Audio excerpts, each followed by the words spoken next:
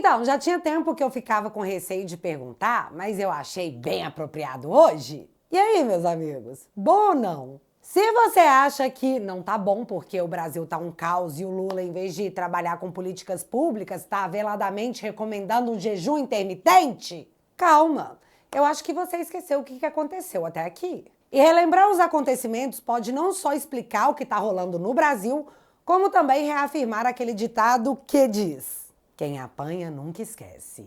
Alexandre, o homem-lei, o senhor democracia, estaria recuando? Estaria com medo? Começou o estoque de fandangos? Acho que não nesse nível, mas eu acredito que existem muitas pessoas com criatividade na mente e uma borracha na mão tentando apagar o passado recente porque sabem que a revisão histórica está próxima. Sim, the winter is coming.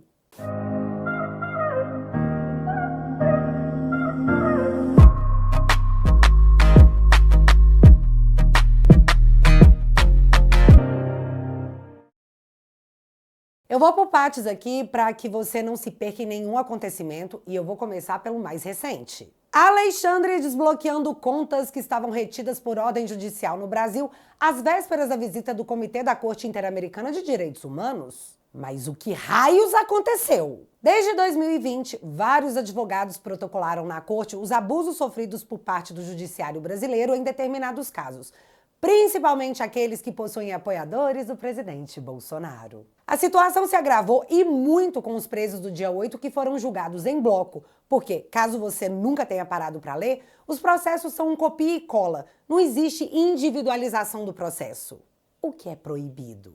Em muitos deles, sequer existem provas. Você estava lá? Então você vai responder igual a coleguinha que estava com estilingue e bolinhas de gude numa clara tentativa de golpe de Estado com braço armado. Assistimos pessoas presas por mais de um ano sem denúncia. Assistimos moradores de rua presos também por mais de um ano porque estavam na rua, andando na manifestação. Galera, isso escancara o julgamento em bloco. E quando o Barroso aparece para dizer isso aqui na rede estatal não oficial... O acordo de não persecução penal significaria não estar mais sujeito a nenhuma pena de prisão e ter o passaporte devolvido em troca de pagar uma multa de R$5.000 para quem pudesse pagar. 2, ficar 2 anos sem rede social. E 3, fazer um curso sobre democracia no Ministério Público. Campo de reeducação. Eu não tenho uma estatística mais recente, mas até pouco tempo atrás, mais da metade das pessoas tinha recusado esse acordo de não persecução penal. Apenas para desmistificar a ideia de que nós estamos lidando com ambulantes ou com a costureira que veio a Brasília invadir. São pessoas que têm um radicalismo ideológico a ponto de preferirem a condenação a aceitarem o acordo de não persecução penal. Dúvida aqui, então eles já estavam condenados? Isso explica por que os advogados sequer são ouvidos. Mas tá, o que eu, Bárbara, entendi dessa declaração? Olha, tá bom, todos vocês serão julgados e condenados independente de suas defesas. O jeito simples de sair fora dessa é admitir a culpa perante a justiça, pagar uma multa e fazer um curso de reeducação para a democracia. Ha, tão simples! Barroso disse que mais da metade dos acordos oferecidos não foram aceitos porque essas pessoas são radicais ideológicos. Portanto, nem passa pela cabeça do ministro que, às vezes, quem sabe, essas pessoas são inocentes das acusações que caem sobre elas e elas não querem assumir uma culpa por algo que não fizeram. Em qual democracia do mundo você é obrigado a assumir algo que não fez para fugir da mão pesada de um Estado que tem identidade ideológica? Nós derrotamos o bolsonarismo! A questão é que, se essas pessoas fizessem o que a justiça tupiniquense estava pedindo, estariam livrando os juízes que os condenaram de responderem futuramente por abusos e até mesmo erros escancarados em seus processos. É a tal da borracha, ou talvez o salvo-conduto. Se daqui a um tempo, quando ficar provado que pessoas foram presas e condenadas por tentativa violenta de abolição do Estado de Direito sem nenhuma prova, a justiça vai poder usar o acordo assinado por essas pessoas para dizer que ei, fulano é réu confesso, se ele confessou eu não tenho nada a ver com isso, tá? Eu só julguei. Vocês estão conseguindo entender? Justificaria tudo o que foi feito até aqui. E esse povo não assinar esse acordo, isso é um problema. Hoje existem dezenas de casos de violações de direitos pétreos que foram suprimidos e denunciados na Corte Interamericana de Direitos Humanos. E essa semana essa galera vai estar aqui no Brasil para ver o que está acontecendo.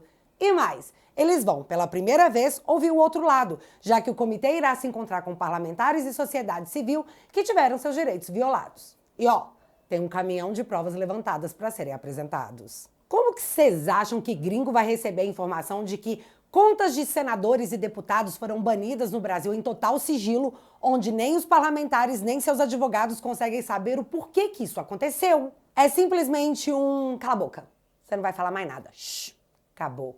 Galera, isso não acontece em democracias e esse é o maior peso. Como podem ocorrer atitudes antidemocráticas num país que faz o que faz em nome de salvar a democracia? Nem faz sentido. E o detalhe mais importante, isso só ocorre com apoiadores do presidente Bolsonaro, o que deixa mais claro que se trata de uma perseguição política ideológica.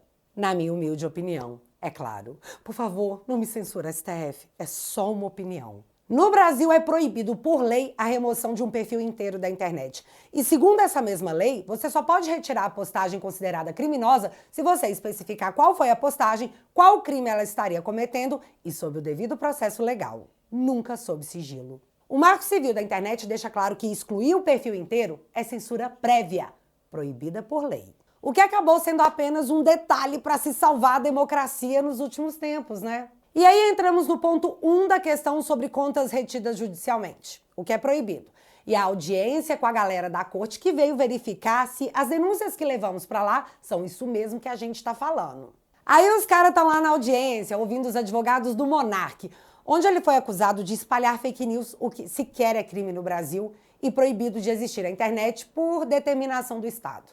Aí a galera pede para que eles abram as redes do Monark e aparece essa mensagem.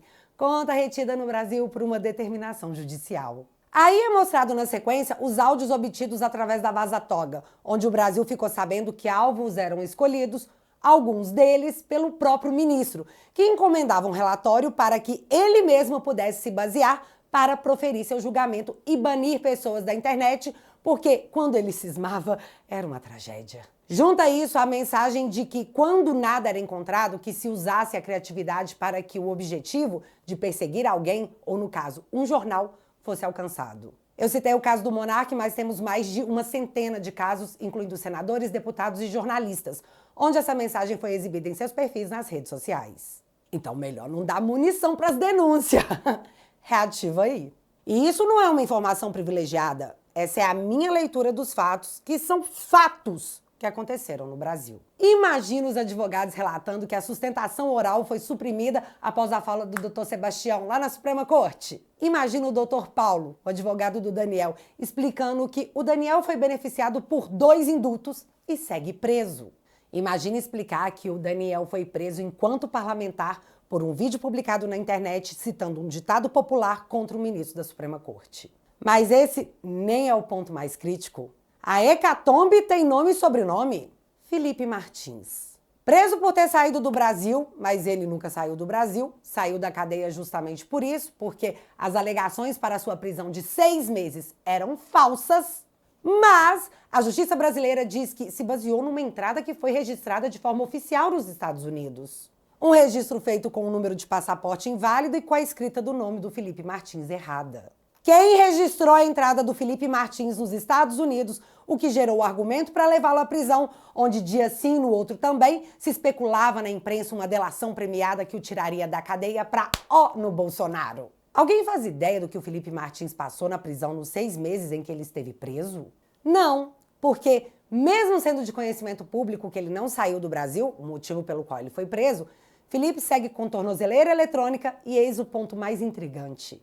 Ele é o único que não pode dar entrevistas nem usar as redes sociais. O que o Felipe poderia falar que seria tão incômodo? Por que o Felipe não pode rebater as acusações que são impostas a ele pela mídia tradicional todo santo dia? Por que o acusado não pode ser ouvido perante a sociedade? Não parece forçação de barra na construção de uma narrativa para convencimento da população? Porque assim, o Marcola pode dar entrevista e o Felipe não. Por que o cara que tirou a vida de outra pessoa no melhor estilo rainha de copas, tipo, cortem a cabeça, pegou 7 anos de pena total e os presos do dia 8, sem provas anexadas ao processo, julgados em bloco, são condenados a 17 anos? Por que o Gustavo Gaia sofreu uma busca e apreensão às vésperas da eleição do ano passado porque ele queria abrir uma associação que nunca recebeu dinheiro público na vida? E os ex-assessores do Gilmar Tato do PT, que firmaram um acordo de mais de 5 milhões de reais, receberam via ONG a verba para distribuir comida e não entregaram. Por que eles não receberam a visita da Polícia Federal também? O Rachadones, vulgo Janones, espalhou nas eleições que o Bolsonaro era pedo. E eu fui processada porque eu disse que o Lula era amigo de ditadores. E é sempre interessante lembrar que o cara que me processou hoje é o ex-advogado do Lula, atual ministro da Suprema Corte, indicado pelo próprio Lula. Eu não preciso desenhar que algo de errado não tá certo, né, gente? É muito explícito. Quem registrou a entrada de Felipe Martins nos Estados Unidos, o que provocou a sua prisão por 6 meses? Olha, então, eu desconfio que... não. Melhor não. Outro ponto importante é que a maior parte da grana que mandam para a Corte Interamericana vem do governo dos Estados Unidos, que hoje é comandado pelo Trump. O cara chegou deixando claro que alinhamentos ideológicos que desvirtuem os direitos humanos não serão tolerados. Saiu fora da OMS, saiu fora do Comitê de Direitos Humanos da ONU e levou o dinheiro junto. E aí, Corte Interamericana? Bora trabalhar? Esse senhor da foto é Rodrigo Mudrovitsky, acho que é assim que fala o nome dele. Juiz e atual vice-presidente da Corte Interamericana de Direitos Humanos. Rodrigo também é advogado do ministro Gilmar Mendes. Com a comitiva da corte vindo até o Brasil, nada mais natural do que pensar que Rodrigo pode ter sido consultado sobre o que ocorre em solo tupiniquense. E aqui é muita criatividade da minha parte, confesso. Mas não dá para imaginar que Rodrigo, devido à proximidade com a Suprema Corte, pode ter comentado sobre a situação, o que causou uma mudança rápida de comportamento? Faz sentido. E então entramos na parte 2 dessa reviravolta que pode estar prestes a acontecer. Sabe o negócio de que quem apanha nunca esquece? Está em todos os locais da internet, menos na Globo e nas agências de checagem, o escândalo mundial da USAID, que está sendo capitaneada por Elon Musk. A ampla repercussão e a expectativa para a lista com nomes tupiniquenses que recebiam verbas para as mais estranhas e ideológicas militâncias políticas está no forninho de alguém. O financiamento estrangeiro para a implementação de pautas e narrativas políticas atentando contra a soberania nacional. Relatórios sobre as comunicações da CIA e do nosso judiciário sobre as tratativas feitas em período eleitoral também estão sendo confeccionados. Tudo vai aparecer em algum momento, menos as imagens do aeroporto de Roma, tá? Isso aí é maior que o segredo de Fátima.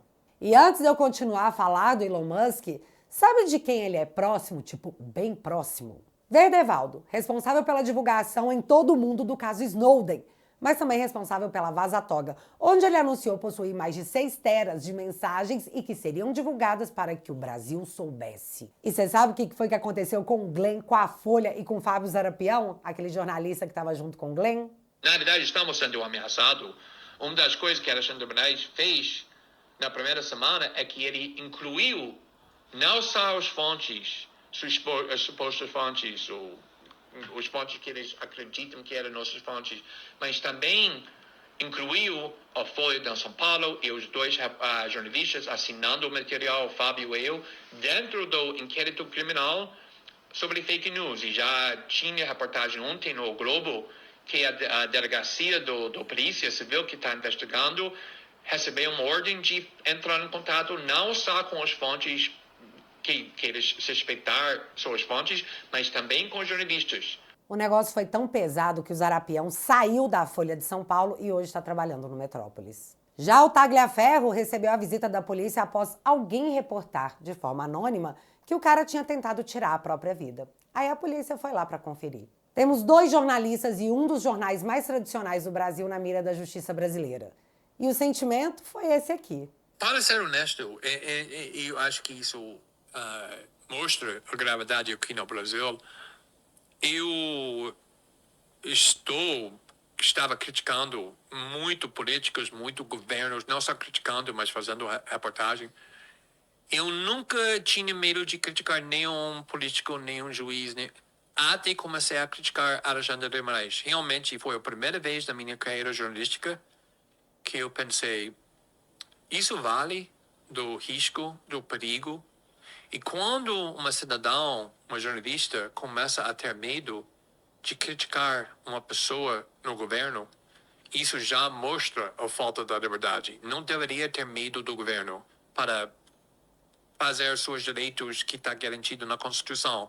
O cara que revelou o escândalo Snowden com medo, se sentindo ameaçado. E aí eu volto em Elon Musk, onde, ao revelar as decisões sigilosas de Alexandre, comprovou as denúncias feitas pelo Glenn até o momento. O resultado vocês já sabem. Twitter banido do Brasil, contas da Starlink bloqueadas, Elon Musk incluído nos inquéritos e uma repercussão mundial absurda. Elon Musk naquele momento recuou, se submeteu às ordens da Suprema Corte Brasileira, por mais que o marco civil da internet desse razão para o próprio Elon Musk. Jornais progressistas do mundo inteiro estamparam que Elon Musk havia sido derrotado pelo Alexandre. Só que de uma coisa eu nunca esqueci. Foi a única vez na história que o Elon Musk fez uma postagem direcionada a uma pessoa específica, dizendo: um dia, Alexandre, marcou a arroba, sua imagem preso será real. Guarde minhas palavras. E assim, eu acho achismo que essa o Elon levou pro coração. E a sequência disso foi o mesmo Elon Musk, derrotado por Alexandre, compondo o governo mais poderoso do mundo, que controla o órgão que estará no Brasil essa semana e que está assistindo seus amigos ideológicos serem extintos e ficando sem dinheiro em meio ao escândalo da USAID. E aí, no meio de tudo isso, me aparece hoje, domingo, a Veja, com a seguinte matéria: para auxiliares de Lula, Moraes deveria reavaliar viagem aos Estados Unidos. Mas olha só o que a matéria diz. Interlocutores da área diplomática do governo Lula identificaram recentemente riscos devidamente informados ao Supremo, ao ministro Alexandre de Moraes, em caso de uma viagem aos Estados Unidos. E eu achei interessante como que frisou, né? Identificou recentemente. Outro trecho da matéria diz: parece coisa de maluco, mas essas fontes do governo acreditam, de fato, que o ministro do STF poderia ser alvo de uma decisão aloprada, até mesmo de prisão, de partidários de Donald Trump e Elon Musk, influenciados pelas narrativas bolsonaristas propagadas lá fora sobre as decisões de Moraes no Supremo. Qualquer juiz federal poderia mandar prendê-lo se pisar lá. Eles querem se vingar do Alexandre, disse um auxiliar de Lula. Seria uma grande vitória para o bolsonarismo e o início de um grande carnaval midiático, seguiu esse mesmo interlocutor. Vocês estão entendendo que os amiguinhos do Lula estão chegando no Alexandre e falando: cara, melhor você não viajar, não vai para lá, porque recentemente a gente identificou uns riscos. E tudo que eu trouxe para vocês foram fatos, que alguns podem não gostar, mas que continuam sendo fatos. E após essa exposição, a epifania sobre o que está acontecendo no Brasil hoje, eu vou deixar com vocês. E aí, o que você acredita que está acontecendo? Me conta aqui nos comentários que eu quero saber. E já que você ficou até aqui, só mais 40 segundinhos. Mesmo com o risco de perder tudo que eu tenho na nossa linda democracia do amor, eu vou continuar te atualizando com a minha opinião sobre as coisas que rolam na política do Brasil. O único crime que eu cometi foi contar pra vocês as coisas que eu penso sobre a política tupiniquense. Quanto mais a turminha das trevas tenta tirar o nosso direito de falar, mais a gente deve gritar para todo canto as coisas erradas que eles estão fazendo. Eles querem derrubar todas as minhas redes porque meu plano é impedir que você fique sem saber o que está acontecendo. Pelo menos algo do lado de cá do muro você vai receber. A democracia quer me silenciar para te obrigar a viver em um país de pensamento único. E isso nem de longe é democracia. Galera, se a gente não desistir agora, a vitória é só consequência. Nós estamos aqui para construir um bom futuro, um verde e amarelo para os nossos filhos e netos. São os tempos difíceis que criam os homens fortes. E a gente é desses. Toque no botão aqui embaixo e entre para a família Te Atualizei. Assinando teatualizei.app, você financia o meu trabalho, a minha defesa contra a democracia brasileira, que me colocou em 4 inquéritos, 3 processos e uma AIGE. Viva a democracia! Uhul! Não, pera. E em troca do seu apoio, eu te ofereço conteúdos exclusivos, onde você se informa e se diverte sempre que possível. Porque às vezes você só vai passar raiva mesmo. Eis a vida de um pagador de impostos tupiniquense. Portanto, se você quiser e puder, eu vou deixar o link fixado aqui no primeiro comentário e desde já, muito obrigada. Mesmo. Se você ainda não é inscrito aqui no meu canal, meu amigo, se inscreve e deixa seu like. Porque você já sabe, acontecendo alguma coisa de relevante ou irrelevante, a gente volta. Beijos, galera. Fui.